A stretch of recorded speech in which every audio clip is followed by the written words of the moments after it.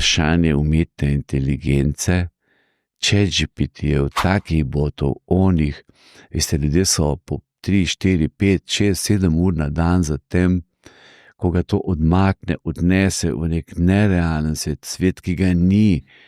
In kaj je na koncu? Na koncu je to ta digitalna osamljenost, ki je temeljni evropski problem, ameriški problem.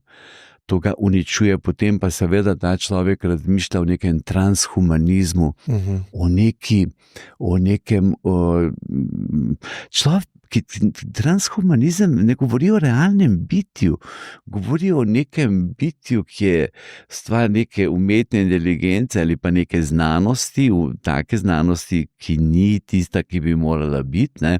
Znanost, hvala Bogu, da imamo, je veliko pomoč nam, ne. Ampak transhumanizem,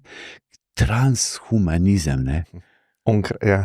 Kam bomo šli? Onkraj? Ja, želimo biti Bog. Točno? Sej, Ja. to je že celo zgodovino konstantno. Bravo, to ste kot Bog. Rešilo me bo to, ko bom izmislil si neko podobo človeka. Nesmrtnost tudi, pa ja. Ja,